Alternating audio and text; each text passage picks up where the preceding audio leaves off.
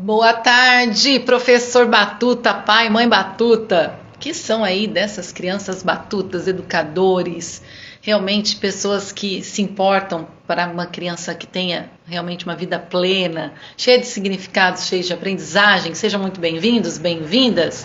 Eu sou a Cá Fernandes e hoje estamos aqui para falar um pouquinho. Qual o segredo, né, para a criança aprender? Será que tem um segredo? E aí, me conta, você acredita que tenha um segredo? Tem alguma coisa especial aí que talvez você, quanto pai, mãe, professor, não saiba?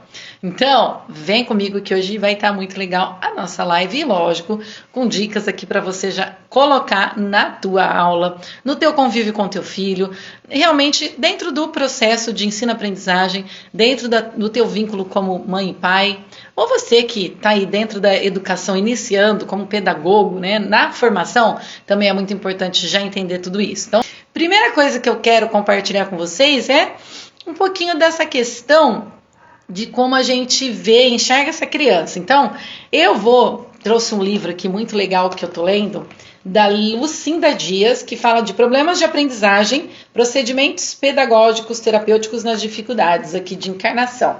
Ela tem uma visão antroposófica, bem diferente, bem legal, e a gente tem que entender, assim, várias vertentes para sacar melhor, né, o segredo da aprendizagem, porque na verdade tem vários segredos. Hoje eu vou contar um que talvez seja um dos mais importantes segredos para a criança aprender. E não só a criança, mas tudo que está aí na nossa vida como adulto também tem a ver com esse segredinho de hoje. Querem saber? Então vamos lá, eu vou compartilhar um caso de uma criança que ela escreve aqui no livro, tá? Aqui ela coloca como caso 4, relação com ritmo e respiração. E aí eu já achei interessante porque a gente vai falar desse segredo da aprendizagem da criança. Então vamos ver aí direitinho o que essa autora, a Lucinda Dias, fala no caso dessa pessoa, desse menino. Então ela coloca aqui, Jaime tinha 11 anos de idade. Olha que legal. Ele procurava me tatear para formar uma primeira imagem de como eu reagiria e de como ele mesmo deveria se comportar comigo. Foi interessante observar esse jogo tátil, ela fala, né? Ele me parecia uma criança totalmente sufocada pelos adultos, ó. Dica 1 aí, sufocada. Vamos prestar atenção aí, o que tem a ver com a aprendizagem.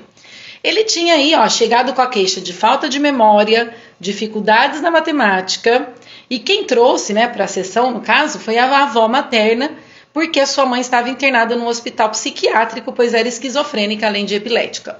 Olha que difícil, né? Bom, o que aconteceu, né? Já dava para entender esse ambiente, né? E esse tatear aí que ele estava buscando, no caso da psicopedagoga. Em conversas posteriores, fui sabendo que ele tinha pavor de que a mãe morresse. E, pois, ele sentia-se culpado da doença dela. Quando perguntei por quê, ele contou que quando ele nasceu, a mãe teve uma crise de depressão que demorou muito a passar e que então a relação dela com o pai foi ficando cada vez pior, terminando com o pai saindo de casa. E ele nunca mais viu o pai. Desde que tinha 4 anos de idade, nunca soube dele e era proibido falar desse assunto com a mãe, que o culpava porque ele tinha, né, o que tinha acontecido. Olha que dificuldade, hein, gente? Muito difícil para essa criança de 11 anos, né? E essa queixa aí da aprendizagem, o que tem a ver com tudo isso? Segredos. Vamos lá, vamos descobrir esse segredo hoje. Ele não conseguia memorizar tabuadas, fazer contas de matemáticas e não compreendia do que tratava quando a professora dava problemas para resolver. Ele não entendia o que o problema queria dizer. Estava totalmente perdido no mundo dos números. Não era à toa, né? Porque ele sofria de rinite alérgica, porque ele também tinha dificuldades de respiração e fala. Imagine a carga emocional que essa criança estava carregando o tempo todo, conta a autora aqui. E o que ele mais precisava era de um ambiente, então, na visão dela, acolhedor, caloroso, compreensivo, amoroso e confiável.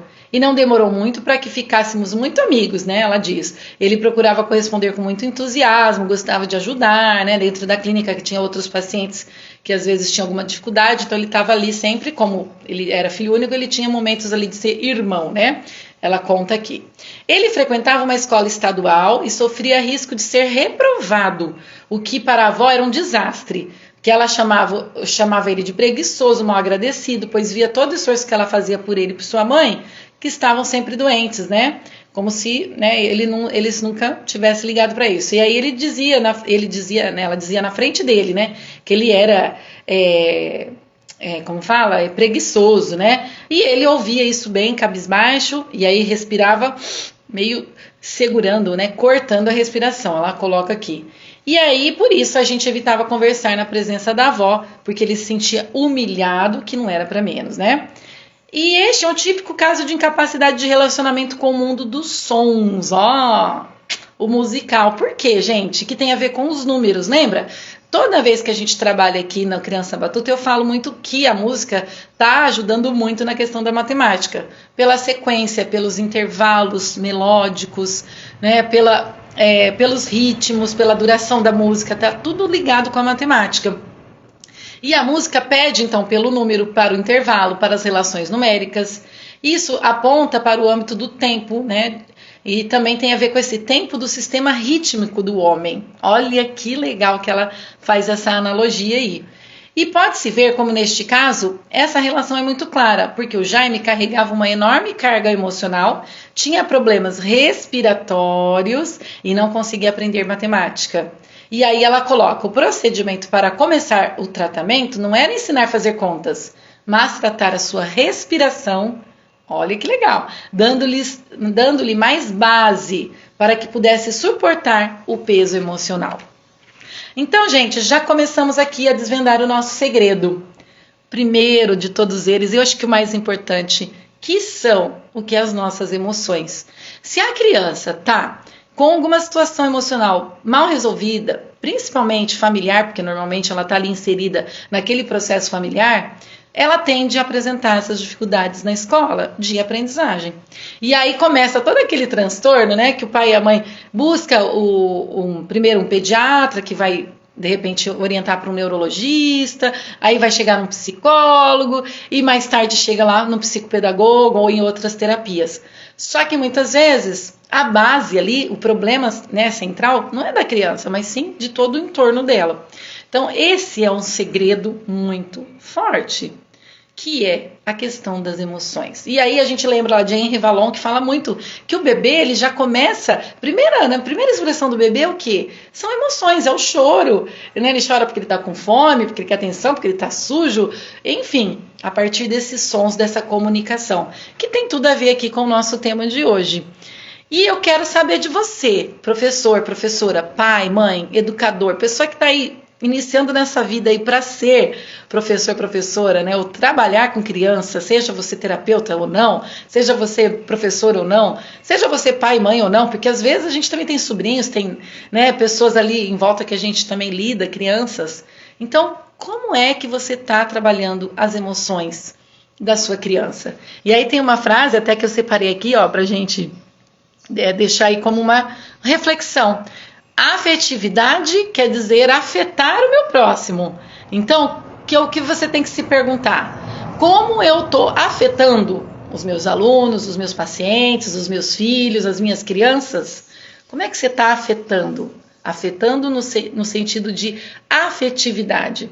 Ó, essa é uma pergunta que a gente precisa fazer.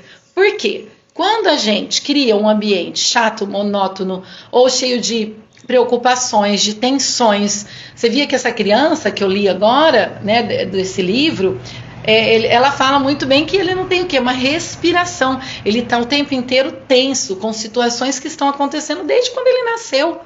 E com situações muito difíceis. E que, lógico, vai acarretar em um problema de aprendizagem. Não é para menos. Aí chega lá para nós, né? Eu sou musicoterapeuta, aí chega para o psicopedagogo, para o psicólogo, ou né, até a própria professora de sala vai chegar lá e porque quer que essa criança já entenda lá a matemática, consiga resolver o problema, mas ele não está conseguindo nem resolver a própria respiração. Ele não está entendendo nem como ele está naquele mundo, como ele consegue vivenciar tudo aquilo que está acontecendo no entorno dele. Então, primeira coisa que a gente tem que fazer, vamos lá para algumas dicas aí, para esses pais, essas mães, esses professores e professoras entender esse segredo da aprendizagem. É entender esse corpo dessa criança que está em desenvolvimento e as emoções são importantíssimas para que essa criança aprenda. Então, nesse caso, a criança estava cheia de problemas internos, pessoais, de emocionais. Como que ela ia aprender matemática como estava ali? Ela não lembra que ela fala? Ele não sabia respirar. Então a primeira coisa é a gente ensinar essa criança a respirar. Boa tarde, Marlene, seja bem-vinda. Pessoal que vai sempre aí, às vezes entra, sai ou vai ver gravado, legal, fica aqui e quero saber, né? Qual o segredo da aprendizagem? Então a gente já está falando um pouquinho sobre isso. Como que a criança aprende? Tem um segredinho? E o segredo aqui que a gente está colocando hoje é sobre a questão emocional.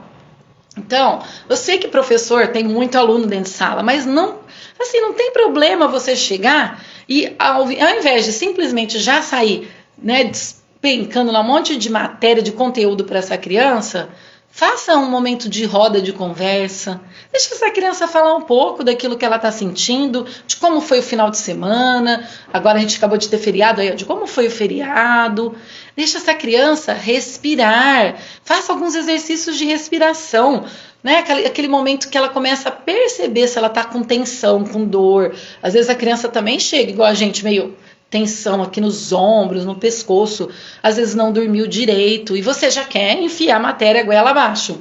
Então, um segredo muito especial é esse, gente, é o olhar que você, enquanto um pai, mãe, professor, você que é educador, terapeuta, tem em relação a essa criança. Será que você está dando a real atenção para as necessidades dela? Você está tendo a empatia necessária para entender o que ela está vivenciando ou você só quer colocar ali matemática, português e tudo que tem que dar? E aí não adianta nada e ela vai acabar chegando no quê? Nos terapeutas, no psicopedagogo. Por quê? Porque alguém tem que ter esse olhar de alguma forma. Mas a gente pode, né, fazer a prevenção disso. Então você, educador, tem esse viés aí, tenha esse viés na sua sala de aula. Você, pai e mãe, também. Observa o que está acontecendo. Se você não está projetando no seu filho todos os seus problemas. E aí a criança começa a ficar agitada, irritada, não se concentra e muitas vezes tem a ver com a casa, com a rotina, com o seu jeito de falar, com o seu jeito de se colocar para ele, para ela, tá bom? E aqui a gente vai falar um pouquinho da questão da apatia, que é outro segredinho. Vocês já perceberam quantas crianças têm uma dificuldade de ir para a escola? Às vezes, nossa, amanhã é segunda-feira, né, pessoal? Eu vejo aqui, às vezes, meu filho que tem essa coisa de, nossa, não quero ir. Aí para pensar. Agora a moda do sextou, né? Todo mundo fica de segunda até sexta esperando a tal da sexta para ser feliz, para comemorar alguma coisa da vida. Ué, que coisa estranha, a gente fica apático. E a criança não é diferente. Por quê? Porque ela chega na escola, ela vê uma professora que está esperando a sexta-feira, que não queria estar ali na segunda. Ou ela chega na segunda-feira com o pai e mãe reclamando que tem que ir trabalhar. Né? E aí você quer que essa criança aprenda? Ela também está dentro de um ciclo vicioso de pessoas desestimulantes e desestimuladas. E aí, olha só, gente, né, a questão da emoção está ligada em tudo isso. Pensa, se eu chegar, bom dia, meus amores, cantar uma música, fazer uma roda de conversa, pôr para fora coisas boas, eu vou contaminar essa minha turma desse jeito. Com meu filho, com, né, minha filha, com as crianças que sejam elas, tanto na escola, quanto dentro de consultório, enfim. Agora, se eu já chego, nossa, segunda-feira, bom dia por quê? Nossa, não vejo a hora de chegar sexta. A gente começa também a contaminar dessa outra forma. Então, essa aprendizagem começa a ficar truncada, porque você está lidando com emoções das crianças também, né? Então vamos reverter esse quadro, gente, com motivação, educadores. Depende de vocês também fazer um ambiente favorável para essa educação e essa aprendizagem acontecer, né? Vamos prestar atenção nesse mal-estar que a gente está causando. Então, se você está lá, por algum motivo também não dormiu bem, não está bem, fale isso para o seu aluno, para a sua aluna, para o seu filho, para a sua filha, para o seu paciente, caso, né, ele tenha condições de estar ali com você entendendo. Oi, tudo bem? Hoje eu não estou muito bem, mas vamos fazer um dia melhor? Vamos pôr uma música? Que música que vocês querem?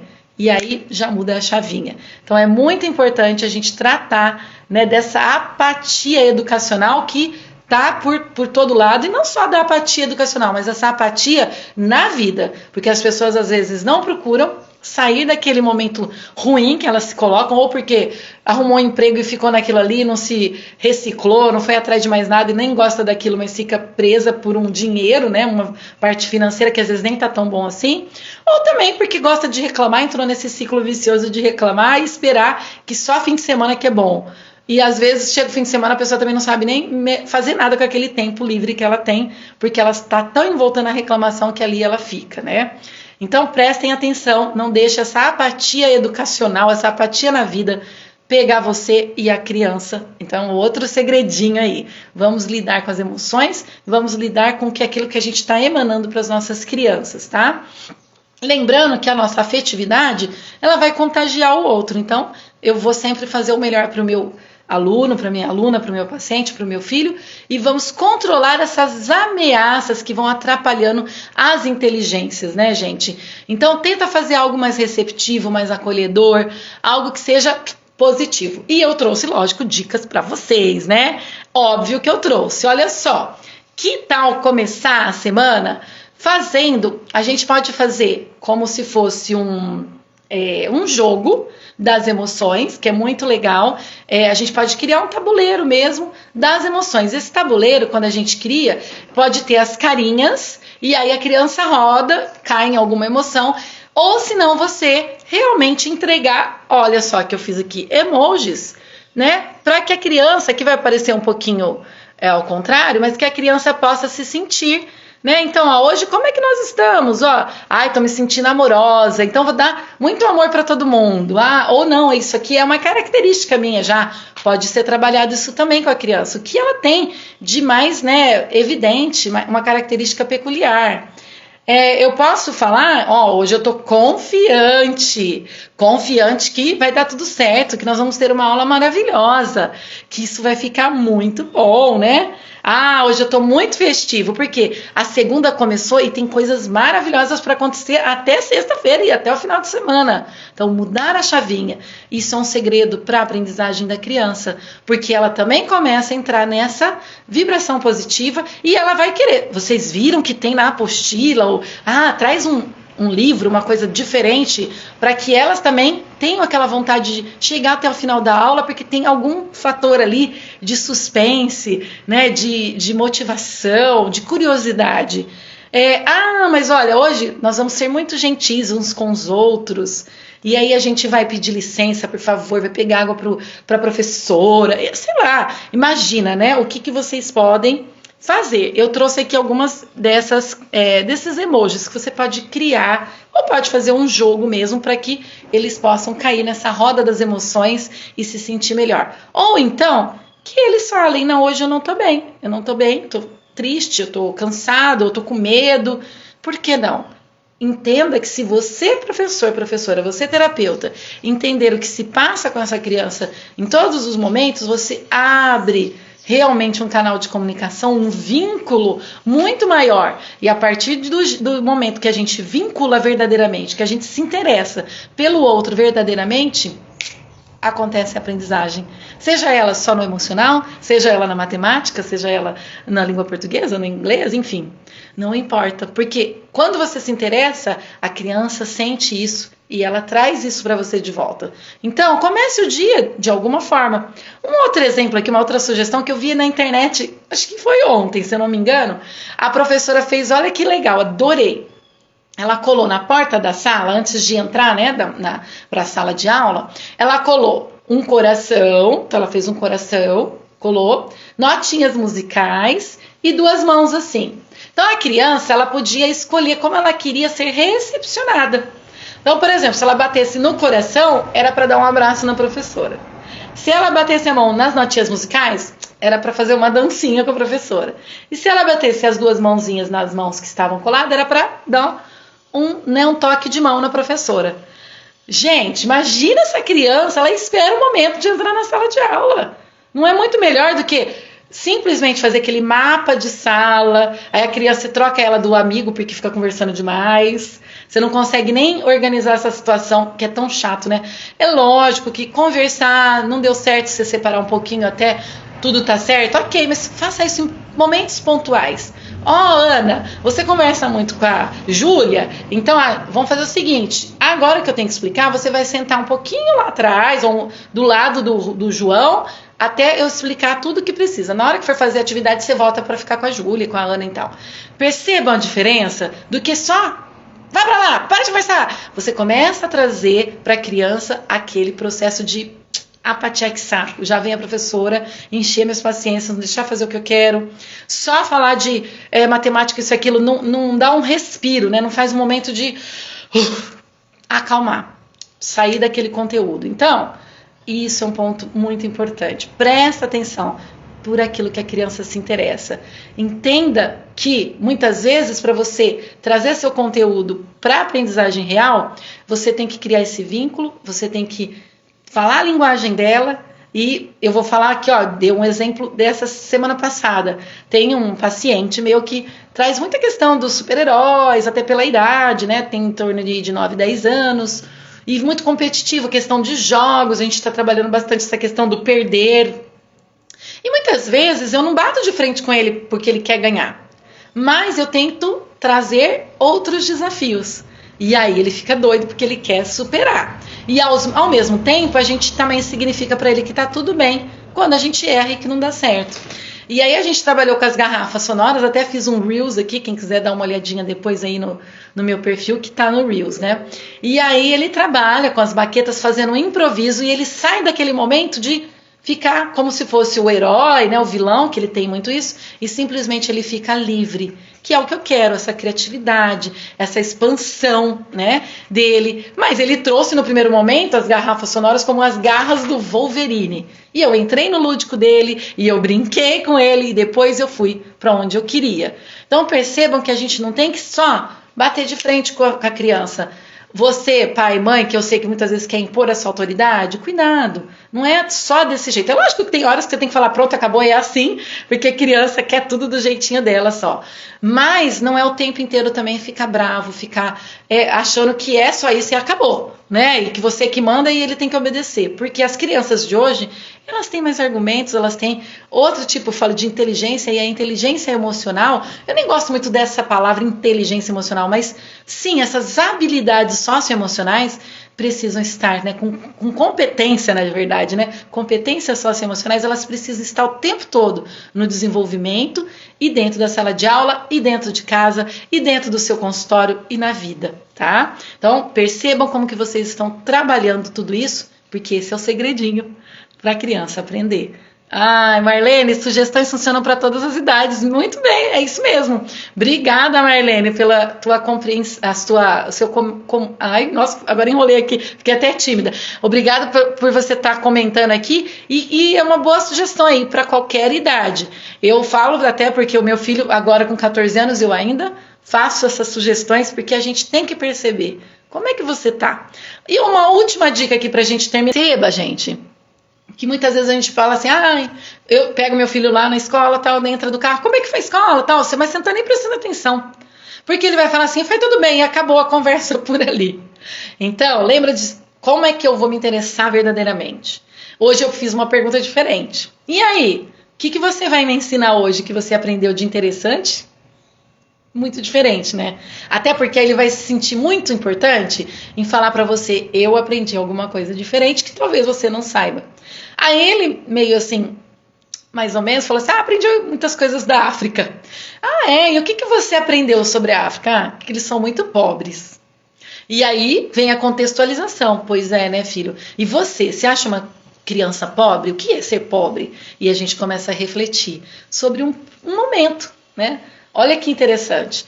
Ele vai com certeza para a próxima aula, ou na hora da tarefa dele, lembrar desse comentário, ir além do que simplesmente ficar ali naquela apostila, naquele momento ali da aula, que acabou e acabou, ninguém mais quer saber de nada, né?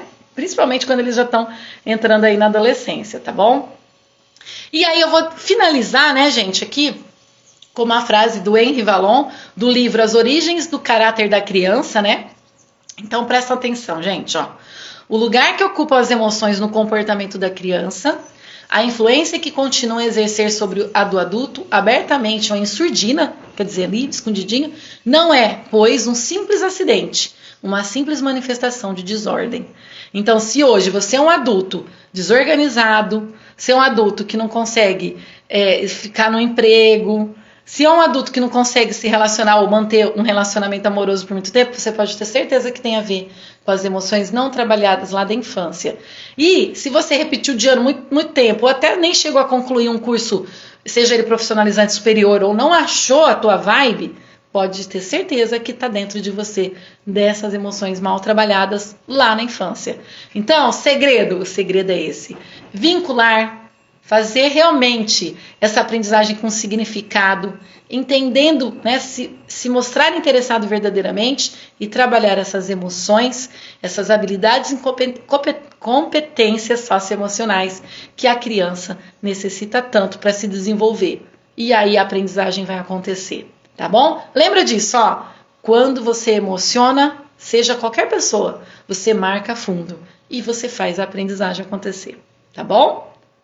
Beijo, abraço, comentário, sua sugestão de vídeo, daquilo que você realmente quer que a gente fale aqui. Já aproveita, clica aí para seguir os Criança Batuta. Tchau, tchau, pessoal!